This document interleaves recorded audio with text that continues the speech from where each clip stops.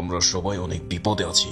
এটাই সিসুই টেলিপোর্টার, আর তার সাথে লড়াইয়ের উপযুক্ত আমরা নই। সিসুই, শান্তির জন্য যুদ্ধ কেন করতে হয়? এটা আমার জন্য অনেক কঠিন প্রশ্ন। শিনোবির দুনিয়ায় ন্যায় বিচার বলতে কিছু আছে কিনা সেটা আমি জানি না। আমি আমার চিন্তা ভাবনাকেও ঘৃণা করি। আমরা নিজেদেরকেও সঠিক ভাবি আর শত্রুরাও তাই ভাবে। গ্রাম নিয়ে উচিহাদের অসন্তোষ আর খুব দিন দিন বেরিয়ে চলেছে। কারণ কুডাটা উচিহারা এই গ্রাম নিয়ে অসন্তুষ্ট। যদি অচিরে এই পরিস্থিতির পরিবর্তন না হয় তবে তারা সেটা মানবে না। যদি গ্রাম বদলে যায় তাহলে উচিহারাও নিজেদের বদলে ফেলবে। আর উচিহারাও পরিবর্তন না হলে এই গ্রামেও কোনো পরিবর্তন আসবে না। যতদিন পর্যন্ত তাদের মধ্যকার অবিশ্বাস না কমবে পরিস্থিতি ক্রমাগত খারাপ হতেই থাকবে। আমি ক্ল্যানের এই ধ্বংসাত্মক পরিকল্পনাকে কোনোভাবেই মেনে নিতে পারবো না। এর জন্য আমাকে যা কিছুই করতে হোক না কেন। আর দেখতেই তো পাচ্ছেন পরিস্থিতি একই রকম থাকার কারণে অভ্যুত্থান এখনো চলমান। এ নিয়ে তোমার পরিকল্পনা কি শিশুই? আমি আমার ক্ল্যানের বিপক্ষে মাঙ্গিকেও শারিঙ্গান ব্যবহার করব।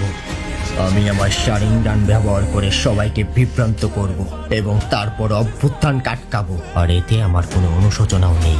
তোমরা শুধু অন্যদের হত্যা করে ভয় দেখিয়ে শান্তি বজায় রাখার চেষ্টা করো। এটা সত্যিকারের শান্তি না। উচিহাদের মধ্যে সবচেয়ে শক্তিশালী হওয়ার সম্মানটা তুমি পেয়েছ। নিঃস্বার্থভাবে আড়াল থেকে শান্তি বজায় রাখাই একজন আসল শিনোবির কাজ, আর সেই কর্তব্য আমি পালন করব। আমি এখনো বেঁচে আছি। আমি ভেবেছিলাম কৌতমসুক আমি ব্যবহার করে এই অভ্যুত্থানকে থামাবো, কিন্তু ডানজো আমার ডান চোখটি চিনিয়ে নেয়। আমি জানি আমার মৃত্যুর পরে অনেক কিছু পাল্টে যাবে। সেজন্য একমাত্র তুমিই আছো যাকে আমি বিশ্বাস করি, আমার বন্ধু। গ্রামকে রক্ষা করো আর উচিয়া নামের মর্যাদা বজায় রেখো। আমাকে বাধা দেওয়ার চেষ্টা করো না যদি তুমি সত্যিই আমার বন্ধু হয়ে থাকো। শিসুই, তুমি একটু ভালো করে খেয়াল করলেই দেখতে পাবে যে কতটা তুচ্ছ আর নগণ্য এই ক্ল্যান।